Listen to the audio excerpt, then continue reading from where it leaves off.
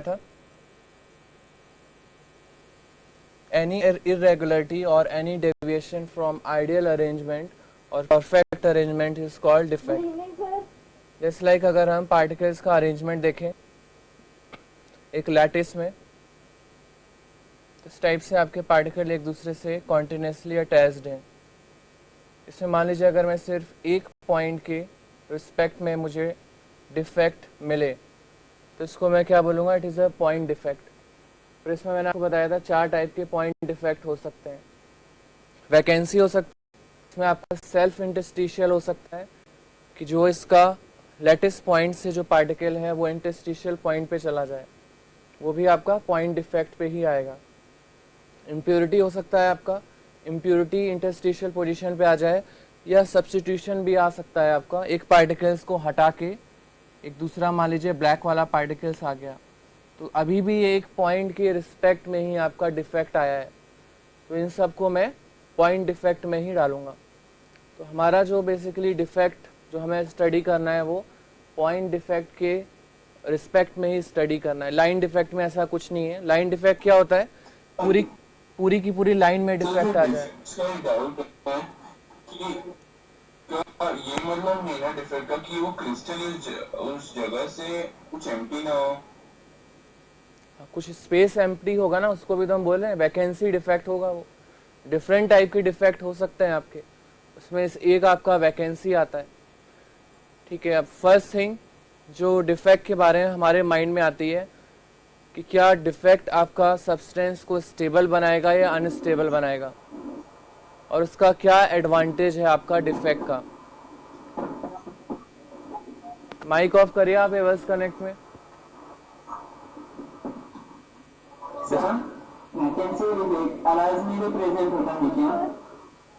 फिर से बोलिए एक बार।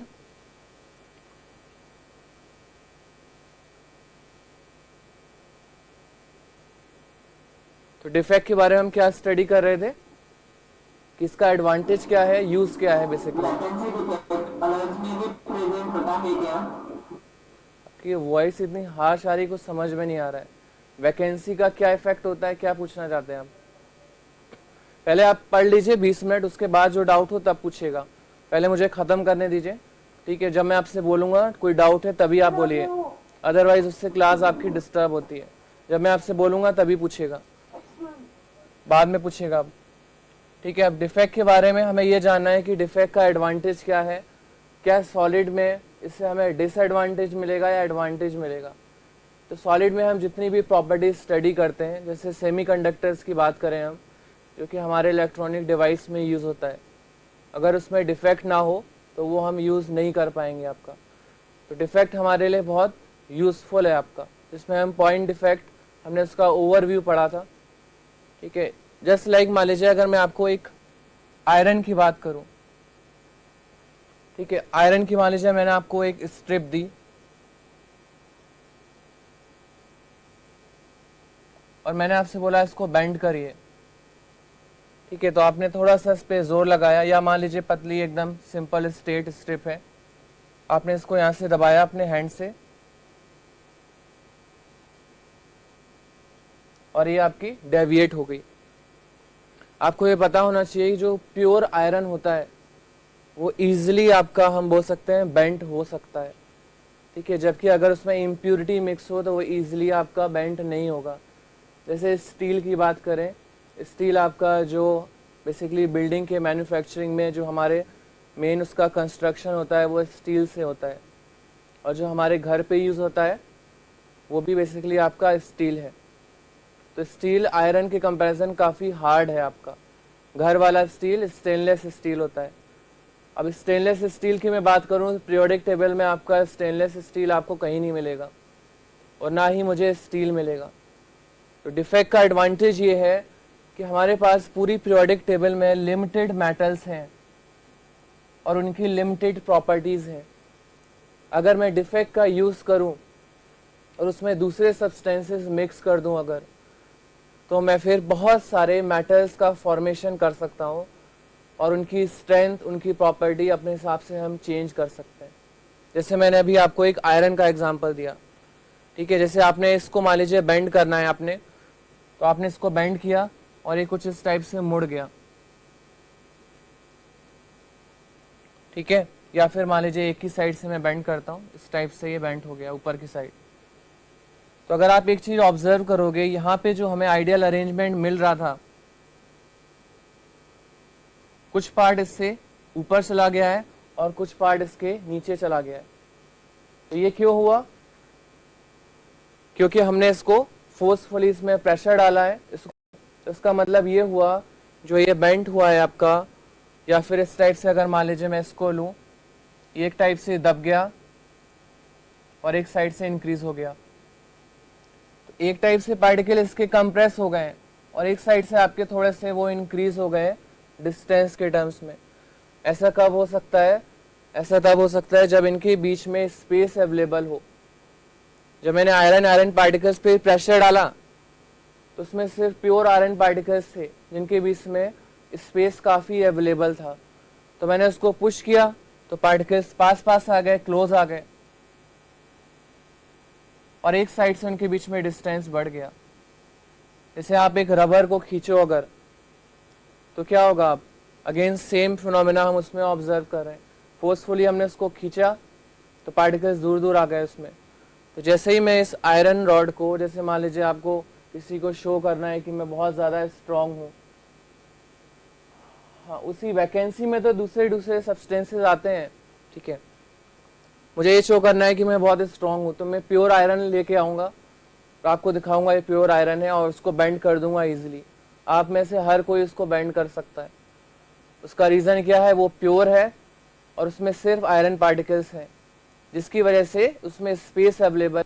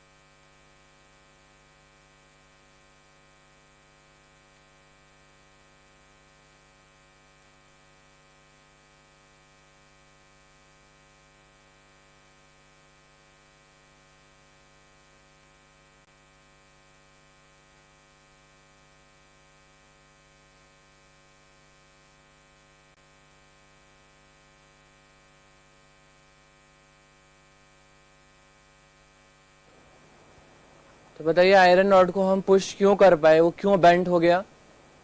तो आप बोलोगे इसकी स्ट्रेंथ कम थी। स्ट्रेंथ कम क्यों थी? क्योंकि उनका बीच में इंटरमॉलिक्यूलर फोर्स कम था। क्यों कम था? क्योंकि स्पेस ज़्यादा था। अब अगर उसमें आयरन के बीच में मैं कार्बन मिक्स कर दूं, तो जहाँ पे जो स्पेस अवेलेबल था उसके बीच में कार्बन आ जाएगा। अगर हम लोग चेंज कर दिया अगर मेटल की, तो भी उसको डिफेक्ट के अंदर ही गिनेंगे क्या? हाँ, डिफेक्ट में ही आएगा ना सब कुछ। आप मिक्सिंग कर रहे हो मतलब उसमें डिफेक्ट है। मैं आयरन के पार्टिकल ऑब्जर्व कर रहा था, उसमें कार्बन आ गया बीच में, तो वो डिफेक्ट है, ठीक है।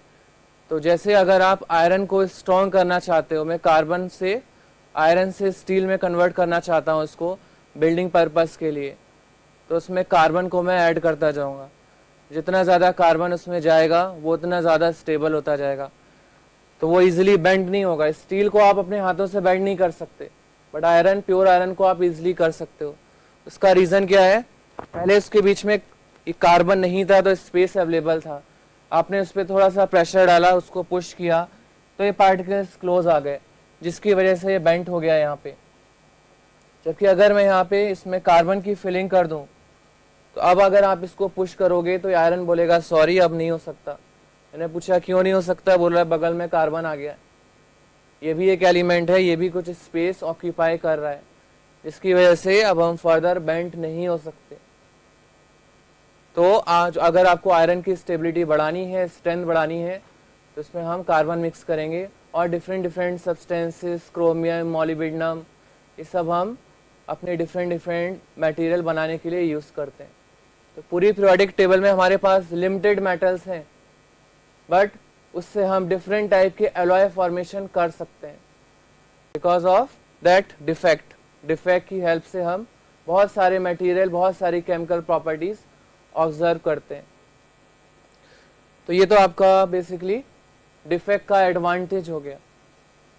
अब क्वेश्चन ये आता है, जैसे मान लीजिए मैं आपसे एक सिंपल सा क्वेश्चन पूछता हूँ कि हमने इंटरस्टिशियल डिफेक्ट की बात की थी। इंटरस्टिशियल में क्या होता है आपका, मान लीजिए एक पार्टिकल है, इस टाइप से अरेंज्ड है वो, तो एक आपका जो लैटिस पॉइंट है वो इंटरस्टिशियल पोजीशन पे आ जाता है, ये अपनी पोजीशन को छोड़ के इंटरस्टिशियल पे आ गया।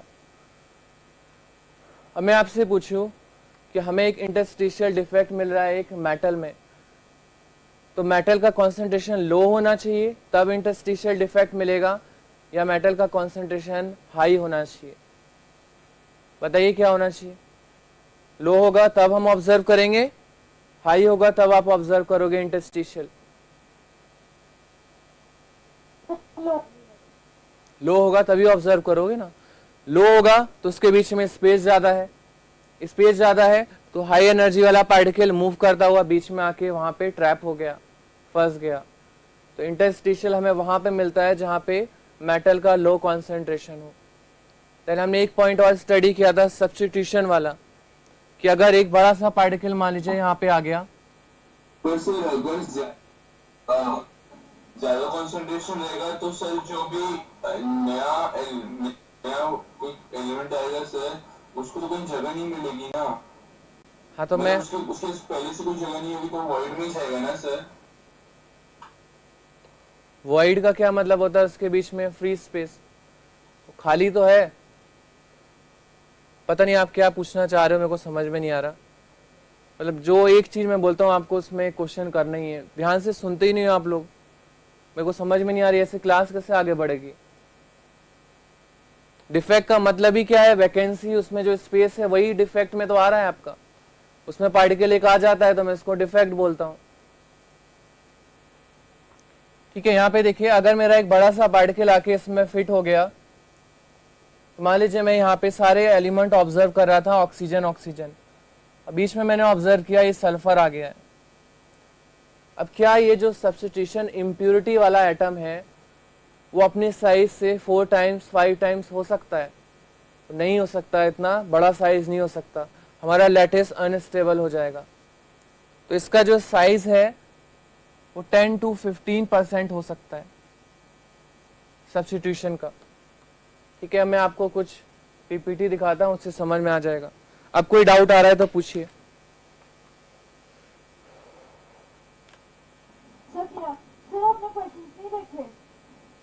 अभी नहीं देखे, मैं देख के आपको बता दूंगा। तो एक पॉइंट लिख लीजिए, सेल्फ इंटरस्टिशियल। और देखिए, आपको एक बात समझनी चाहिए कि आपके अलावा दूसरे स्टूडेंट भी हैं। आप में से एक स्टूडेंट ने मुझे फोन भी किया था कि सर उनकी वजह से हमें डिस्टर्ब होता है। आपको ये भी देखना चाहिए, आप अकेले तो पढ़ नहीं रहे हो कि हर एक लाइन के बाद आप एक क्वेश्चन पूछो। मैंने बोला डिफेक्ट, सर डिफेक्ट क्या होता है? मैंने बोला सब्स्टिट्यूशन, सर सब्स्टिट्यूशन। खत्म तो करने दो मुझे, उसके बाद पूछिएगा ना। जब मैं आपसे बोलूंगा कि जब कोई क्वेश्चन हो तभी पूछिएगा मुझसे। क्लास में मैं एक वर्ड लिखता नहीं हूं, आप लोग शुरू हो जाते हो। Substitution impurity atom are usually close in size, bracket में 10 to 15%।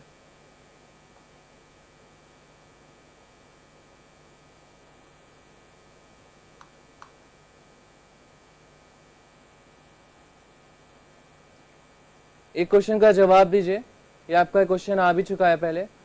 अगर हम ब्रास की बात करें, ब्रास आपका मिलके बनता है ZnN कॉपर से। ZnN कॉपर का एलॉय होता है ब्रास। तो अगर मैं पूछूं ब्रास जो है आपका ZnN कॉपर से क्यों मिलके बना है, तो आप आंसर कर सकते हो। ये वैसी बात हो गई जैसे मैंने आपसे बोला मेरा नाम संकल्प है, संकल्प क्यों है? अजीब सा क्वेश्चन है ये, बट उसका आपके पास अब रीजन है। ZnN कॉपर Zn के कुछ पार्टिकल्स कॉपर में आ गए होंगे तो ब्रास का फॉर्मेशन हुआ होगा, मतलब ये इम्प्यूरिटी सब्स्टिट्यूशन एटम है आपका। तो Zn कॉपर में क्यों आ सकता, 10 to 15% उससे बड़ा होगा, इस वजह से वो उसमें आ सकता है। क्लियर हो गया है? Zn का जो रेडियस होता है, Zn का जो रेडियस होता है वो होता है 0.133 नैनोमीटर, जबकि आपका कॉपर का जो रेडियस होता है वो होता है 0.128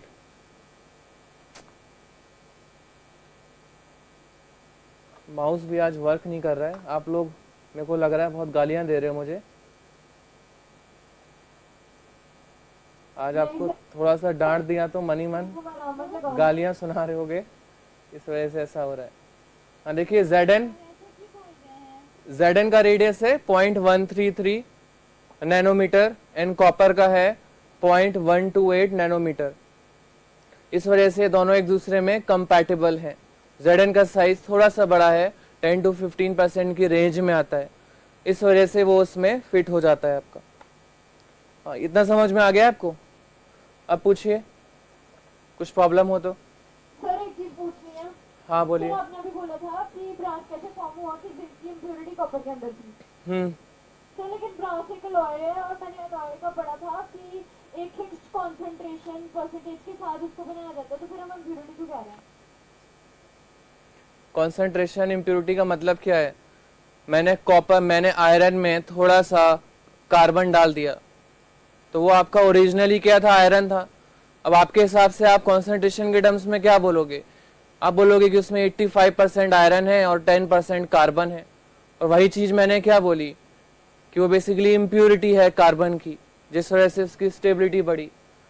तो कॉपर में मैंने जिंक डाला तो उसकी जिंक की इम्प्योरिटी हो गई। वही आप कॉन्सेंट्रेशन के टर्म्स में बोल रहे हो कि अगर मैं मान लीजिए 85% कॉपर लूँ, 15% जिंक लूँ, दोनों का एक होमोजीनियस मिक्सचर बना दूं तो एलॉय का फॉर्मेशन हो जाएगा।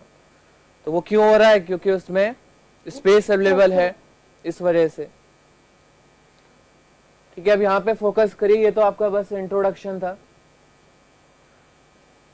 ये आपका एक स्ट्रक्चर लैटिस दिखाया गया है जिसको हम परफेक्ट लैटिस बोल रहे हैं। परफेक्ट मैंने इसको क्यों बोला? अगर आप अरेंजमेंट देखोगे यहाँ पे 6 बॉल आपकी रो में है, ठीक है, और 6 बॉल आपकी कॉलम में है, एक परफेक्ट अरेंजमेंट है। आप हर जगह देखिए आपको 6 बॉल मिलेंगी, सबके बीच में स्पेस आपका सेम है, पार्टिकल्स एक रेगुलर अरेंजमेंट में है।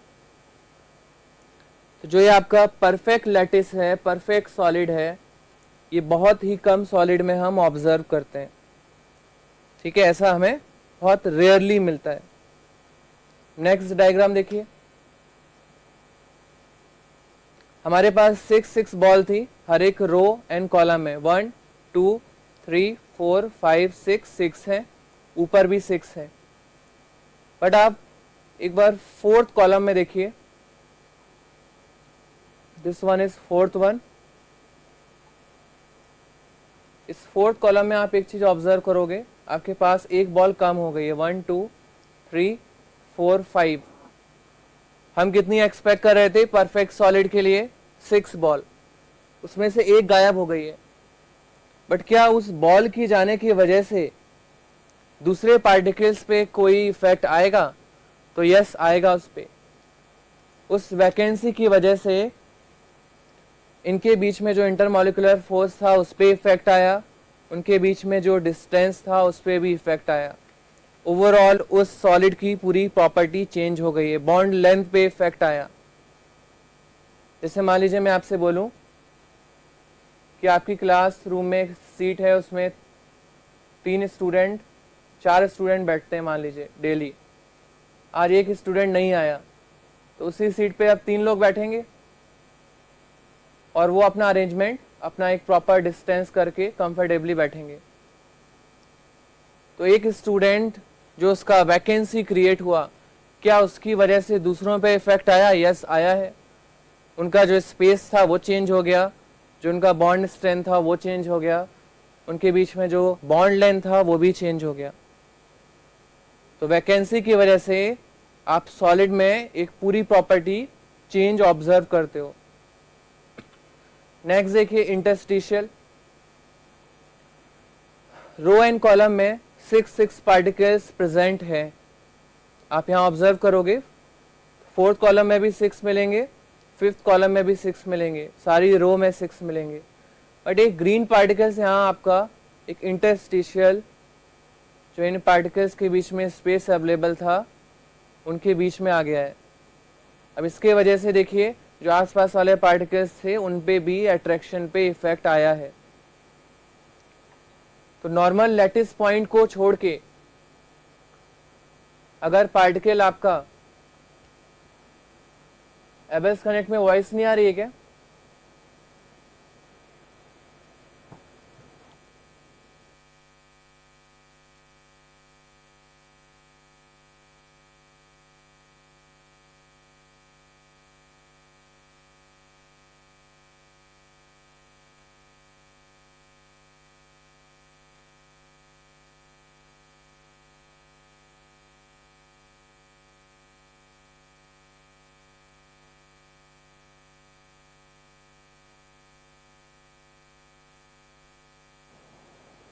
वेट करिए एक सेकेंड, एबेल्स कनेक्ट में प्रॉब्लम आ रही है। किसी को कुछ प्रॉब्लम डाउट हो तो पूछ सकते हैं, अभी हमारे पास टाइम है अभी।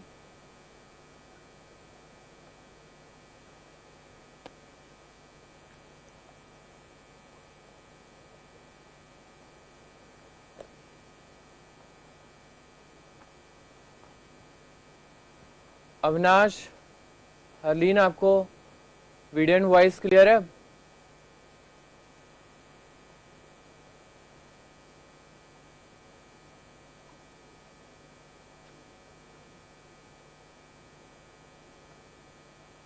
क्लियर है अब अविनाश?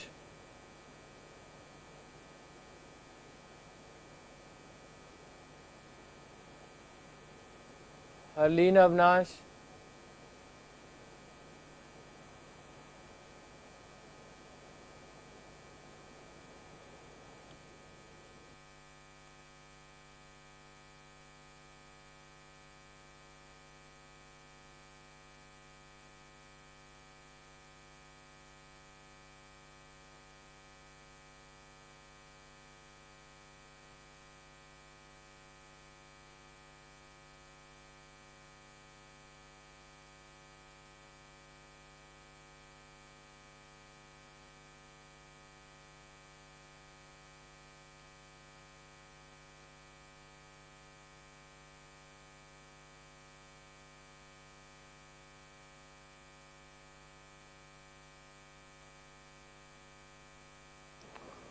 चले मैं कंटिन्यू कर रहा हूँ। बताइए इंटरस्टिशियल डिफेक्ट क्या है आपका, कि जो नॉर्मल लैटिस पॉइंट थे उसके बीच में जो स्पेस अवेलेबल होता है इसको हम इंटरस्टिशियल पॉइंट बोलते हैं। अगर इस इंटरस्टिशियल पॉइंट पे पार्टिकल आ जाए तो उसको हम इंटरस्टिशियल डिफेक्ट बोलेंगे। नेक्स्ट देखिए यहाँ पे फोर्थ कॉलम में आपने एक चीज ऑब्जर्व की, यहाँ पे हमारे पास पार्टिकल तो 6 ही हैं, बट एक बड़ा एलिफेंट साइज का पार्टिकल यहाँ पे आ गया है आपका। तो ये हमारा किस टाइप का डिफेक्ट है? लार्जर साइज वाला डिफेक्ट है। जैसे मान लीजिए हम ऑब्जर्व कर रहे थे NaCl को, तो Na के बीच में मैंने ऑब्जर्व किया एक पोटेशियम आ गया है जो साइज में बड़ा है थोड़ा।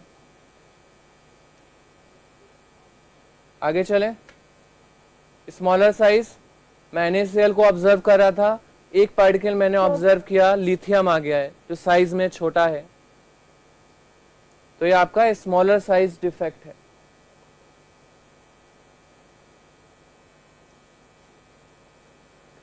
अब ये देखिए आपका एक आयनिक सॉलिड रिप्रेजेंट किया गया है यहाँ पे, एक परफेक्ट अरेंजमेंट लाइक NaCl। ठीक है, इसमें मान लीजिए हम ग्रे वाले पार्टिकल को ले लेते हैं या KCl ले लेते हैं, it is K+ and this green one is Cl-। तो अभी एक परफेक्ट अरेंजमेंट है आपका। आपके ग्रीन पार्टिकल्स एक परफेक्ट अरेंजमेंट में प्रेजेंट हैं आपके, जो कि आपका बहुत रेयरली मिलता है। अब नेक्स्ट डायग्राम में देखिए, यहाँ पे क्या हुआ आपका, ये ग्रे था यहाँ पे, पहले एक बार लास्ट वाले को देखिए जहां पे चेंज आया है, ग्रे ग्रीन, अगेन यहाँ पे आपका ग्रे है फिर ग्रीन है। नेक्स्ट डायग्राम में यहाँ पे जो आपका ग्रे पार्टिकल होना चाहिए था वो थोड़ा सा आगे चला गया है आपका, तो इसको मैं किस टाइप का डिफेक्ट बोलूंगा, फ्रैंकेल डिफेक्ट। जब पार्टिकल अपना रेगुलर पोजीशन को छोड़ के इंटरस्टिशियल पोजीशन पे चला जाए। कौन सा पार्टिकल गया है, कैटायन। तो कैटायन जब लैटिस पॉइंट को छोड़ के इंटरस्टिशियल पॉइंट पे चला जाता है, इस डिफेक्ट को हम फ्रैंकेल डिफेक्ट बोलते हैं। शॉर्ट की देखिए, एक यहां से ग्रे वाला पार्टिकल मिसिंग है और यहां से ग्रीन वाला पार्टिकल मिसिंग है। तो अगर आपको इक्वल नंबर्स में कैटायन और एनाइन मिसिंग मिले लैटिस से, तो उसको मैं शॉर्ट की डिफेक्ट बोलूंगा। आप ऐसे ऑब्जर्व कर सकते हैं, स्टार्टिंग से एक बार रिकॉल कीजिए पूरा। आयनिक में ये परफेक्ट सॉलिड है, एक स्कूल का प्रिंसिपल जो बहुत ज्यादा स्ट्रिक्ट है, ठीक है, वो किसी को अपनी पोजीशन से हिलने भी नहीं देता है, ना किसी को एब्सेंट रहने देता है, बहुत ज्यादा स्ट्रिक्ट है। तो ये सब परफेक्ट अरेंजमेंट में है, सब स्कूल में अपनी जगह पे बैठे हैं, कोई एब्सेंट नहीं है, वो आपका परफेक्ट सॉलिड है। फ्रैंकेल में वो प्रिंसिपल थोड़ा सा फ्रेंडली है, तो वो एब्सेंट होने नहीं देता है किसी को सॉलिड में से, बट वो बोलता है आप स्कूल के अंदर अपनी पोजीशन आज कहीं पे बैठे थे तो आज दूसरी जगह बैठ सकते हो, तो वो फ्रैंकेल है। जब एक नॉर्मल पोजीशन से पार्टिकल इंटरस्टिशियल पे चला जाए, हाँ बता रहा हूं भी आपको, तो वो आपका फ्रैंकेल हो जाएगा। शॉर्ट की बहुत ज्यादा फ्रेंडली प्रिंसिपल, इनके स्कूल में पेयरिंग बना के सब गायब हो रहे हैं, एक लड़का गायब हुआ, लड़की भी गायब हो गई, ठीक है, दोनों मूवी देखने चले गए, या फिर दो बेस्ट फ्रेंड थे, दोनों लड़के थे या दोनों लड़की थे, दोनों पेयर बना के गायब हो गए, तो इसको मैं क्या बोलूंगा, दिस इज शॉर्ट की डिफेक्ट। जब ऑपोजिट आयन इक्वल नंबर्स में मिसिंग हो from lattice, I will call that defect is short की डिफेक्ट। फ्रैंकेल में गायब कहीं नहीं हुआ इस लैटिस से, बस उसने अपनी पोजीशन चेंज की है। तो एक बार रिकॉल कीजिए सारे डिफेक्ट। ये आपका परफेक्ट था, इसमें सब अपनी पोजीशन को होल्ड किया हुआ है इन्होंने। वैकेंसी में एक पार्टिकल बीच में से मिस हो गया, जिसकी वजह से उसकी बॉन्डिंग चेंज हो गई, बॉन्ड लेंथ चेंज हो गई। इंटरस्टिशियल पोजीशन पे पार्टिकल्स आ गया, एक पार्टिकल बड़े साइज का नॉर्मल पोजीशन पे आ गया, तो larger size defect. Small particles आ गया उसके बीच में। यहां से आपका मेन पॉइंट है परफेक्ट सॉलिड, जिसमें प्लस माइनस रेगुलरली अरेंज्ड है। फ्रैंकेल नॉर्मल लैटिस पॉइंट से इंटरस्टिशियल पॉइंट पे चला जाए particle. Schottky equal number of cation and anion are missing from lattice. Clear हो गया आपको? कोई डाउट आ रहा है तो पूछिए अब।